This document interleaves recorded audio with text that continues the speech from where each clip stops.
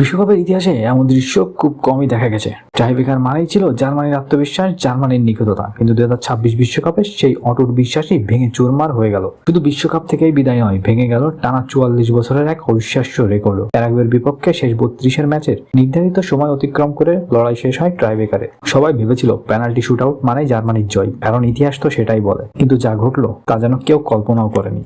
টাইব্রেকারের প্রথম শট নিতে এসেই কাই হারভার্টেজ ব্যর্থ হন। এরপর আরো দুটি পেনাল্টি মিস করে জার্মানি। শেষ পর্যন্ত টাইব্রেকার হেরে বিশ্বকাপ থেকেই বিদায় নেয় 4 বারের বিশ্ব চ্যাম্পিয়নরা। কিন্তু এই হারের সবচেয়ে বড় ধাক্কা লুকিয়ে আছে ইতিহাসে। বিশ্বকাপে জার্মানি সর্বশেষ পেনাল্টি মিস করেছিল 1982 সালের 8 জুলাই। স্পেন বিশ্বকাপের সেমিফাইনালে ফ্রান্সের বিপক্ষে উলি কিস্তিলের শট রুখে দিয়েছিলেন গোলরক্ষক জুলুক। এরপর কেটে গেছে দীর্ঘ 44 বছর। এই সময়ে 1986, 1990 এবং 2006 বিশ্বকাপে টাইব্রেকারে নেওয়া টানা 15টি পেনাল্টির প্রতিটি সফলভাবে জালে জড়িয়েছিল জার্মানি। বিশ্ব ফুটবলে টাইব্রেকারের সবচেয়ে নির্ভরযোগ্য দল হিসেবে পরিচিত ছিল তারা। কিন্তু 2026 বিশ্বকাপে প্যারাগুয়ের বিপক্ষে সেই কিংবদন্তির রেকর্ড সমাপ্তি ঘটে। শুধু একটি মিস নয়, এক ম্যাচেই 3টি পেনাল্টি মিস করে জার্মানি, যা বিশ্বকাপের ইতিহাসে তাদের টাইব্রেকারের অধ্যায়ের সবচেয়ে হতাশাজনক রাত হিসেবে মনে রাখা হবে। অন্যদিকে প্যারাগুয়ের জন্য এটি শুধু একটি জয় নয়, বরং ইতিহাস। শক্তিশালী জার্মানিকে বিদায় করে তারা নিশ্চিত করেছে পরবর্তী রাউন্ডের টিকিট। এমনকি এই ঐতিহাসিক জয়ের আনন্দে প্যারাগুয়েতে জাতীয় ছুটিও ঘোষণা করা হয়েছে একদিন, যা এই জয়ের গুরুত্ব